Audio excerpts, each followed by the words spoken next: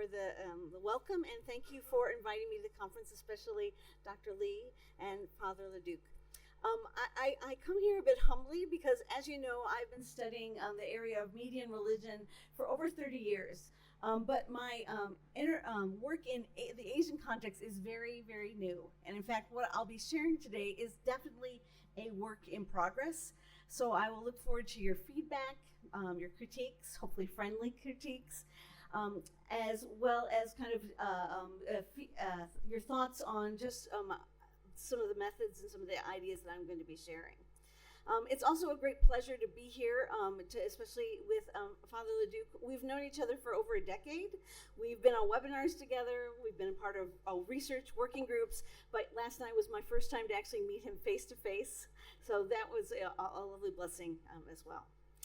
So today what I want to talk about is this concept of charismatic technologies and how I've been introduced to this from the work of Francis Lim, who is a sociologist at National Nanyang Technical University in Singapore, and offered as a way into a conversation of looking at our digital media and our emerging AI technologies.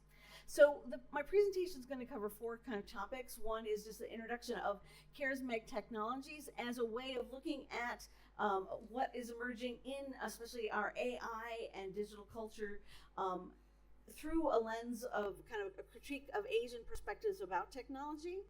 Then I'm going to introduce the concept of technological and then religious affordances. These are two concepts from media studies that have emerged, especially in the last decade and a half, as ways to kind of study different phenomena related to kind of media and religious intersections, but make a case for that we as scholars, especially those with a media background, need to take more seriously these categories when we're doing our research and needing to looking at them together rather than as separate kind of entities or crossovers. And then I want to look at kind of what if we kind of take these kind of concepts and apply them to a research study, what that would look like. And I'm going to introduce a very preliminary study that I'm working on with my students at the National University of Singapore on cross-religious research on GPTs. And then finally, I'll try to bring it together in a final kind of conclusion and argument about maybe what we can learn and some preliminary thoughts on some of the conclusions from this research. So let me start with introducing the concept of charismatic technology. So in 2009, Francis Lim edited a book entitled Charismatic Theology. And in it was a group of wonderful analysis, not just of media in broad Asian context, but really how religion and media were intersecting, and from insights from media and sociological scholars. He introduced this concept of charismatic technology as a way to push back against some of the kind of more Western frames and theoretical approaches to charismatic technology, and also to push against some of the Western, maybe kind of colonial understandings of Western secularization. So first, charismatic technology, as he introduces, is the idea that technology is becoming like a religion in a secularized and technologicalized society. Now, if you do any Google search, especially in mainstream media all over the world, you'll see kind of discourse right now about AI being a new religion or AI birthing new religions. And so, I think it's a very kind of timely kind of concept to bring to the fore. And what he is trying to argue is that if we look at Asia as this kind of center from which this kind of religious-like fervor is coming from around technology, especially like hubs places like coming out of Singapore, that we see technology is taking on a new shape and is being kind of read through a lens of spirituality that kind of both echoes a lot of Western and colonialist ideas of culture, but also pushes against it. And so he's arguing that charismatic technology is this technology that has this kind of fervor, this power, this influence all into itself. But it also is not just kind of, it's not detaching religion and technology, it's actually bringing them together in a new way. So technology is seen as facilitating the performance of religion and creating religious-like kind of echoes. And for those scholars in religious studies, you might hear it sounds a lot like technology as a form of implicit religion or lived religion in that kind of idea. So he also offers this kind of idea of charismatic technology as a way to critique Western forms of secularization. So a lot of the discourse, especially around early 2000s, 2010s, with the rise of the internet, the idea was that this was going to further disconnect people from traditional religious community, that they were going to be moving toward the technology as a way to kind of empower them as individuals. We heard about the kind of that connection of the I being empowered in upon a postmodern society. But Francis Lim argues that the rise of technology does not equal a decline in religion, especially in the Asian context. What he does say is that religion that we see emerging in the technological context in Asia has a different definition than what we often see. And he argues that a lot of the scholarship that's come before in religion and technology really kind of has maybe supported or been informed by this kind of idea that, the Western secular culture, the idea that Asian technical progress does not fit in with the same narrative colonial imperialist legacy that we often see put into digital spaces. So again, I can't go into all the depths of kind of how he constructs this argument, but I find that kind of interesting and compelling as a way to kind of use this concept. Next, Francis Lim also argues that this charismatic technology can become a tool that can be used in discourse between religion and technological society. And he's really encouraging his book that the need for more discourse, not just around scholars around religion and technology, but with the technologists themselves. He argues that technology shares a lot of interest or some ideas, especially about how technology lets us experience forms of mediation or kind of spiritual exploration, how technology allows us to experience understandings of the transcendent. And he said that these kind of ideas become either metaphors or have kind of spiritual resonances that kind of mirror ideas in Buddhism, in Taoism, and we could look at other kind of, especially folk religions in the Chinese context. And so I kind of find this as helpful as a way to kind of this term being and a charge to kind of take seriously a new level of conversation with technologists. And finally, he draws attention to what his term he calls in his work technological clergy. And I like that kind of word. We often think about, in this presentation, I'll call them spiritual clergy. Those are traditional clergy, whether they be, priests, pastors, spiritual leaders, spiritual guides.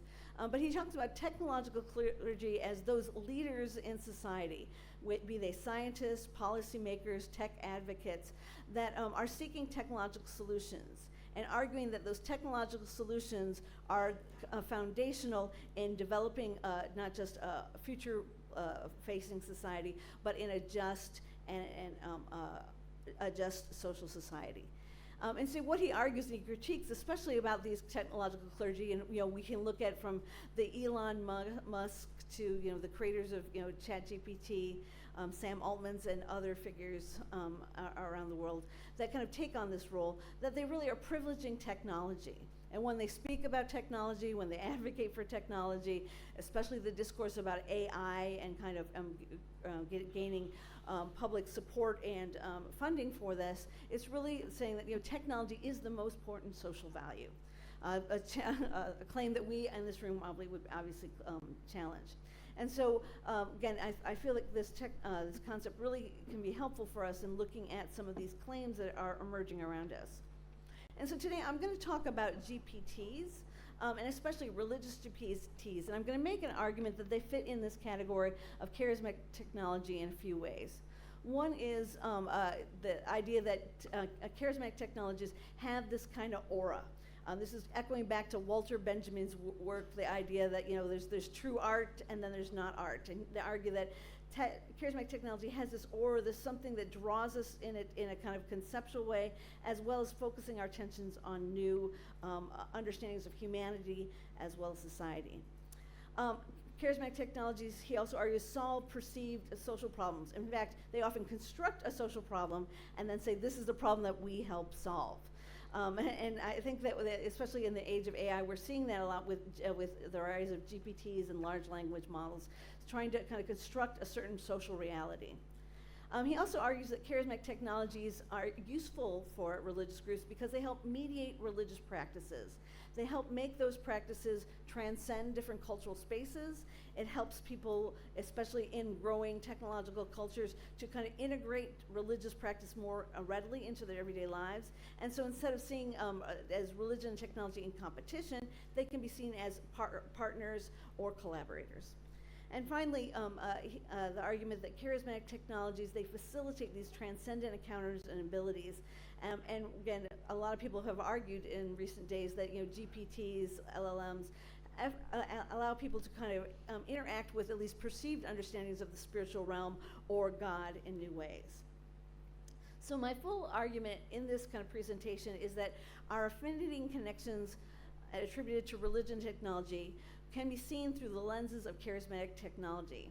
And this study suggests that if we're looking at specifically GPTs, it requires a dual focus on technological and religious affordances, which fits in well with this conceptual model coming out of the Asian context and seeking to both kind of critique and kind of read the Asian technological context.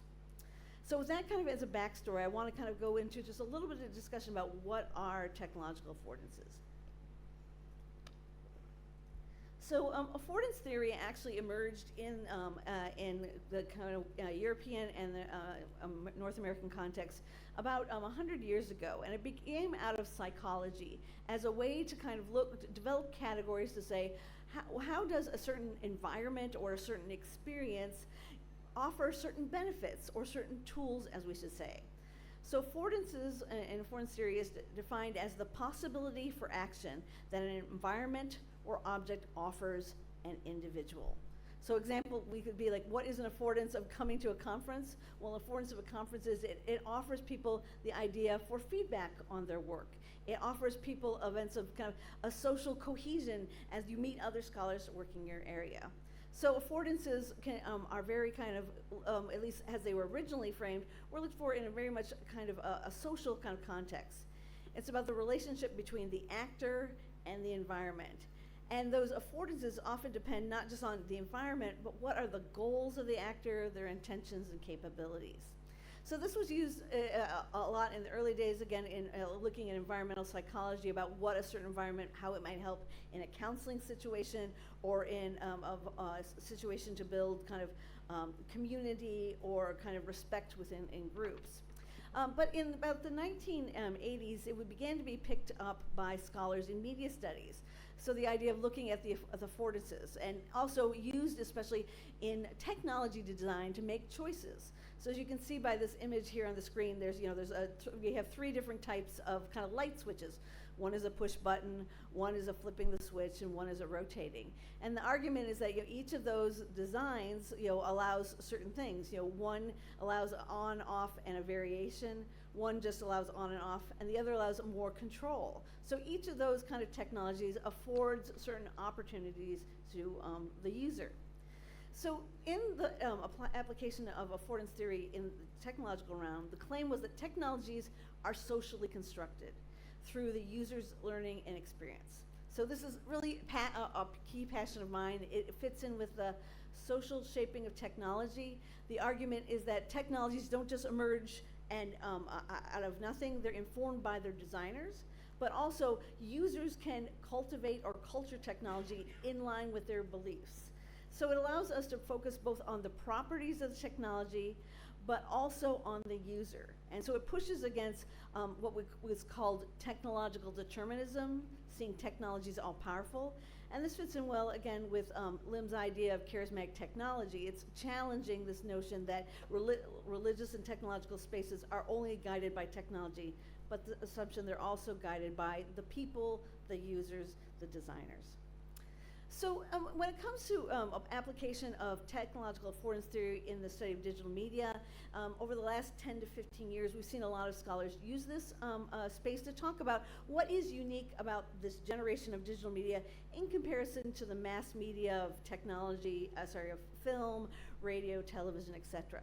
So Nicole Ellison wrote about especially social media and social media affordances in 2015, and some of the important features that she said that this generation of technology emerges, that it offers communication that's both synchronous and asynchronous, i.e. in time and in delayed time. So it allows people more choice about to choose when and how they consume. That digital media is also about information sharing. It's not just about the era of broadcast that where information is pushed at you, you get to kind of accept or reject certain information and then share and pass it along. She also argued that, and many scholars have in internet studies, that the digital media and the internet has really enhanced community building, because it's not just sharing information with community, but the technology can bring people together for conversation.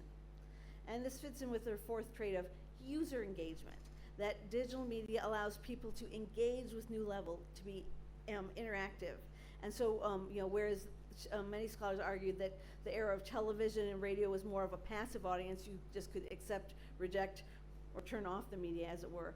Here, it allows people to be, and encourages a very active audience.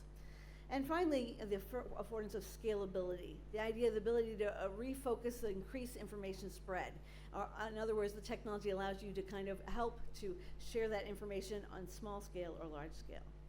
So that's kind of a picture of the digital media and some of the affordances that many of you probably have looked at in your own research. But I want to kind of touch briefly on kind of what in this transition as we move toward artificial intelligence or artificial intelligence technologies and research, what are the differences between those? So scholars such as Wang and Su have written on what are the technological affordances of AI. So some of the unique features, they say that it carries a lot of the same features of digital media, but then it has these add-ons. One is the feature of automating. So how independent tasks can be either replicated or relearned or taught in new ways. And so again, basically things that would be practices we might do on a daily basis with email can be easily automated through AI platforms and technologies. They also feature the idea of informating. So informating is the idea of translating descriptions into information. It's the idea of what AI does when it goes into its, an LLM or a GPT goes into its database of information and it says, okay, I have all these ideas and this person asked me to string these two ideas together. I pick those ideas together and then I create an answer to that. It's the idea of creating information, but creating information in a very systematic way. And so this gets into the feature of information creation or generative AI, that it's very prompt oriented and it's about creation, not out of nothing, it's not ex nihilo, but it's out of a set of information. One of the biggest features, and I think one of the things that also is really important when we come to AI is that, is to think about the affordance of prediction and predictability. Most people, when I say AI, they think of robots, they think of, AI systems from science fiction movies. But really, our first kind of foray, for many of us, into the use of AI was predictive texting on our phones.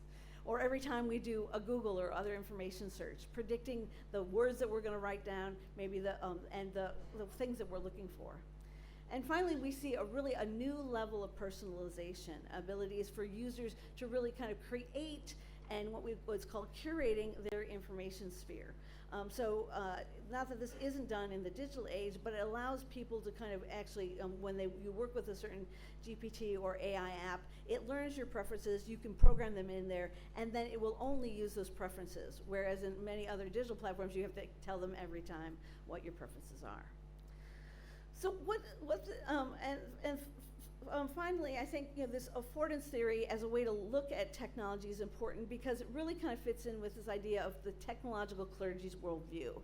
And I would argue that a lot of these technological clergy, these people that are advocating for AI, advocating for the paying attention and the investment in these emerging technologies, are basically driven by an affordance theory.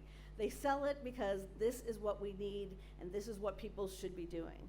So it treats technology as this kind of pragmatic external thing that can be decontextualized from the human experience, which is obviously a very problematic position to take.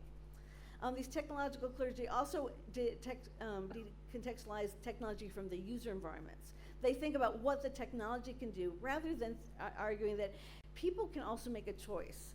that we can still use the technology in ways, and that we should, especially when we think about religion intersecting with technology, pay careful attention about those overlaps.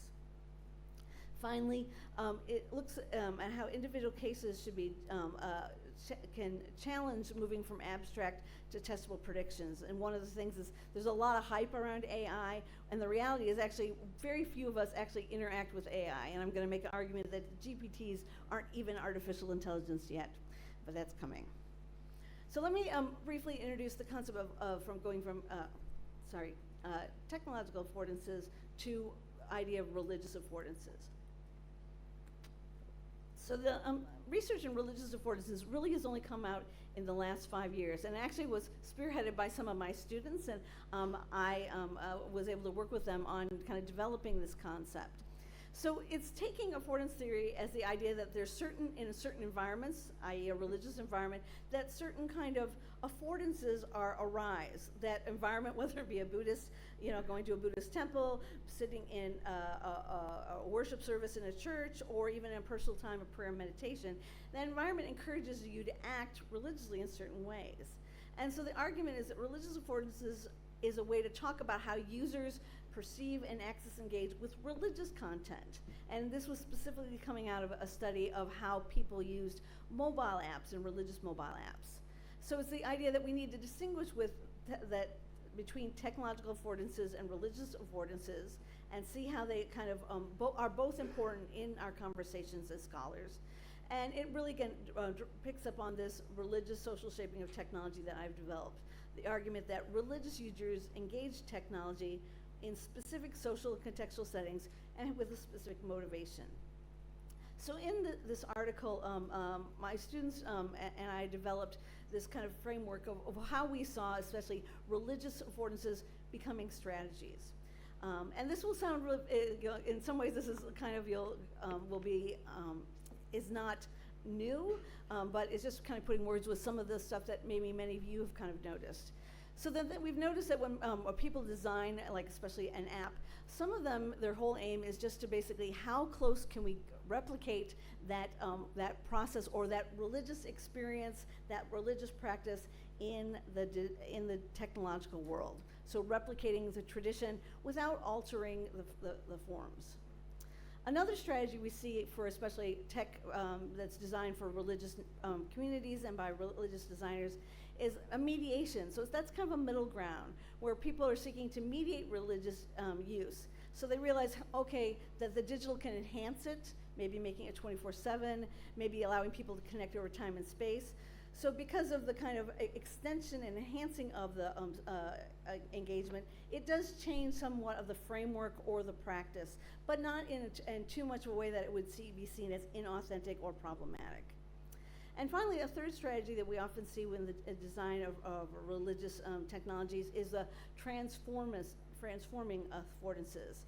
And this is the argument that sometimes, some religious practices not only get transferred online or mediated, they actually get transformed or created.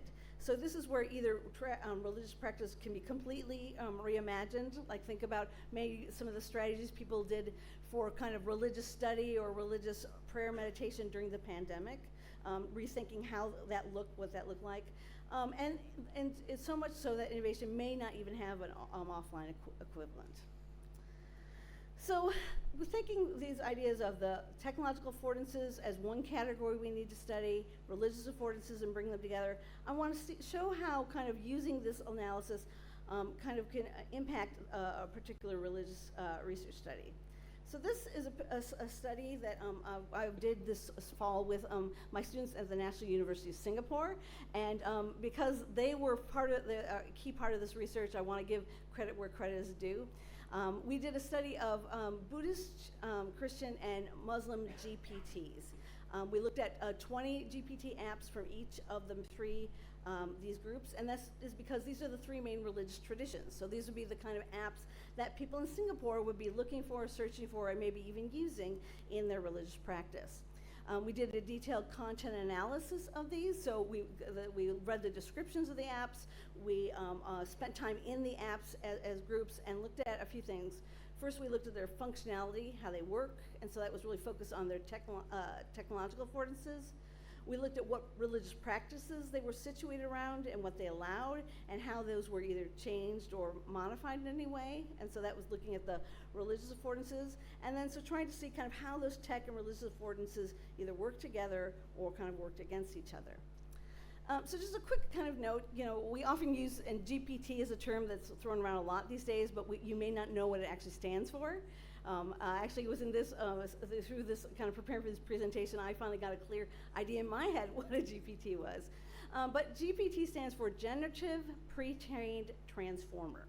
So this is basically, it's built on a large language model. The first thing its idea is it's supposed to generate knowledge. It's supposed to answer questions. It's supposed to seek information. So that's the generative part. The pre-trained is that these are information apps and tools that are programmed with information. People are feeding them into that. So for example, like ChatGPT, something we've all heard of, it was actually fed with a body of knowledge that was decided by the corporation itself. It didn't even have access to the internet until about a year ago. So when you were using ChatGPT a year ago, you were using somebody's collected data set.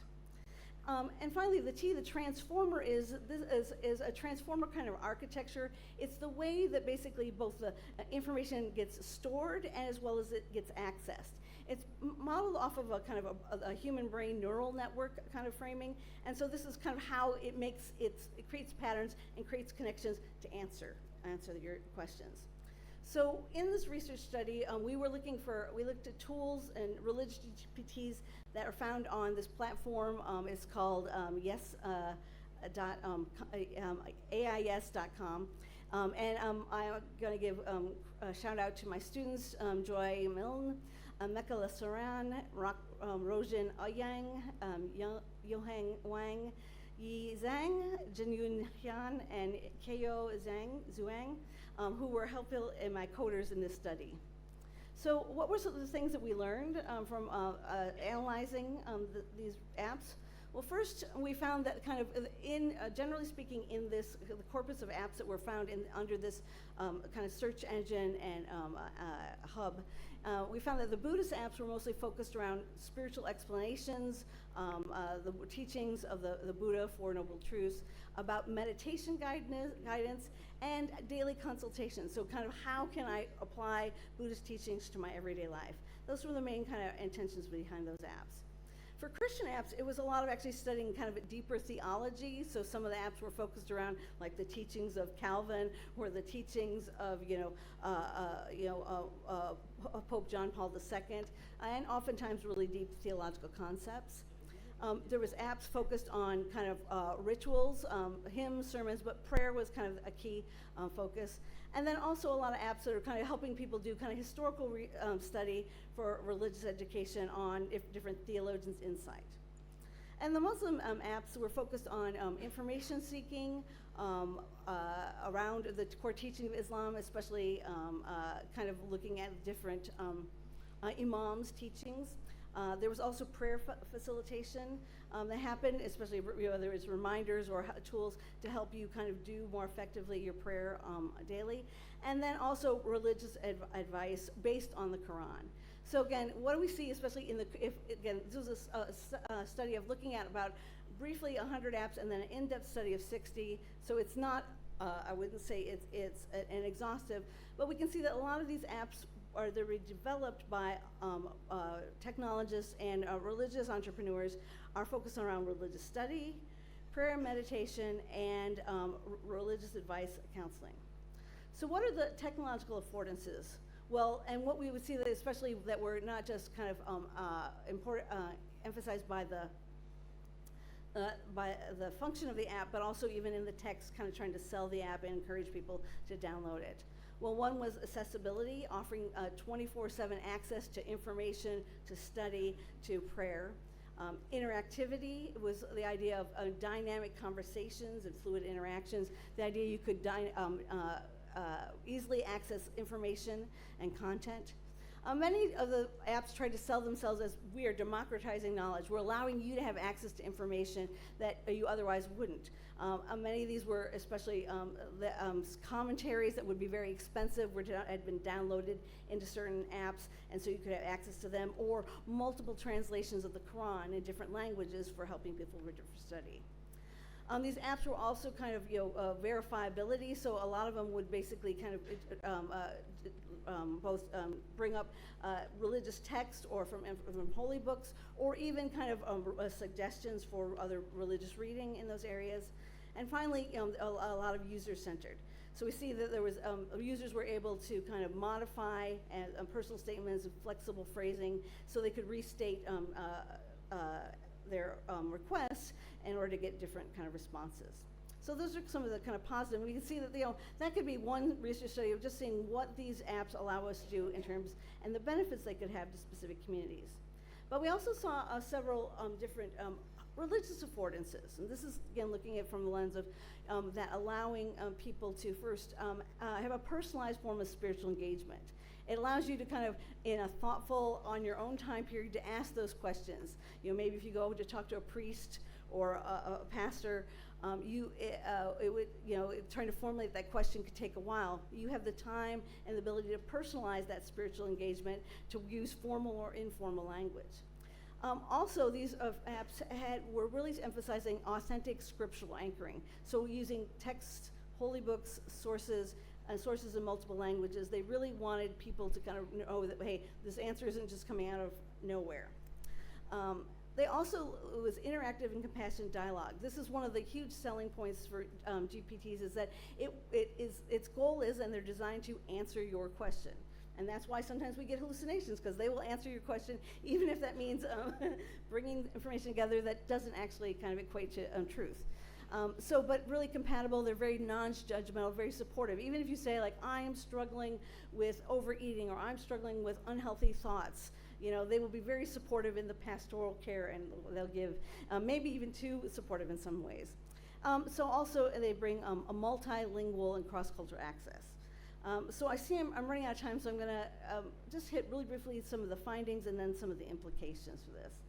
So what we learned from this study, and again, these are preliminary findings, is that the standard AI technologies, affordances offered are really kind of about the instrumental nature. So the technology will allow you to access information, interactive, it's gonna be a user-centered focus, and very democratized, which really what we see is it's a very individualized religious experience. So for personal study, it's great, but obviously that personal framing could have potential implications for community-centered religions.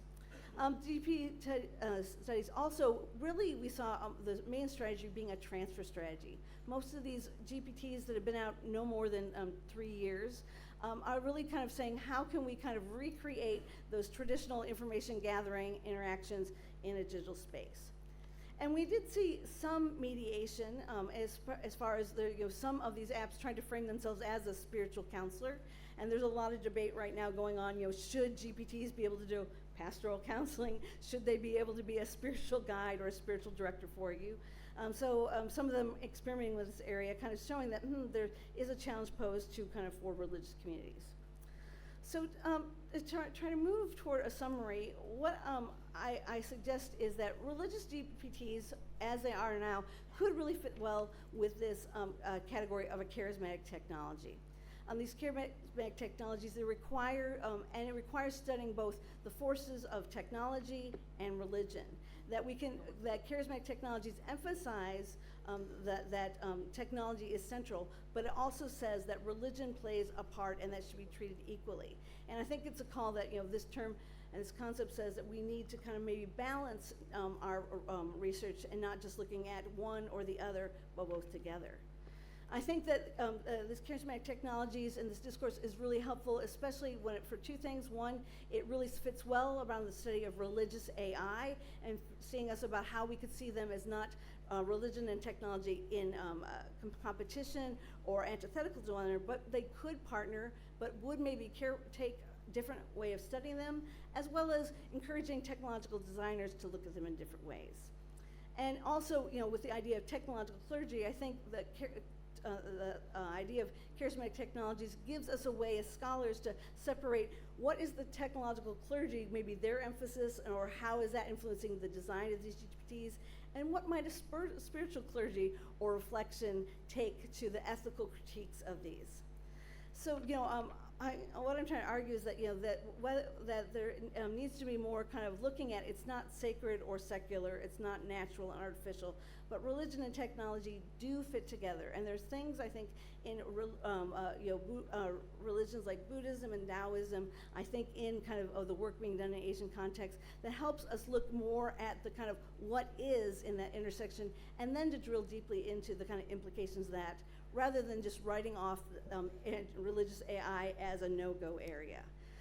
And so what I've tried to present is that the need for more critical reflection around especially religious affordances of AI, that we should, rather than kind of saying that we should either accept or reject it, that we have to do the hard work as scholars of staying in the middle ground, of paying attention to the implications, and look for more fruitful evaluation in those areas of tension, and then see with how do we as a specific religious community or a scholar respond to that, and what ways might our community, and especially encouraging religious designers to culture the technology more in line with different faith traditions. And thank you.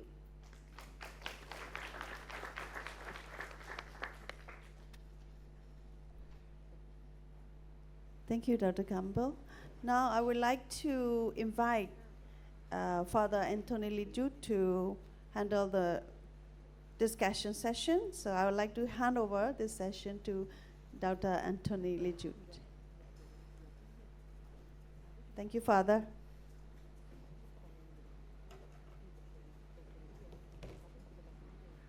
Thank you very much. My role in this part is really simple. It's just to make sure that those who want to ask our keynote speaker questions or make comments or reactions have a chance to do that, because as we know, this is part of the roundtable, is to have a chance for engage in conversation on what's being discussed. So I'm not gonna speak a lot, but I'm gonna try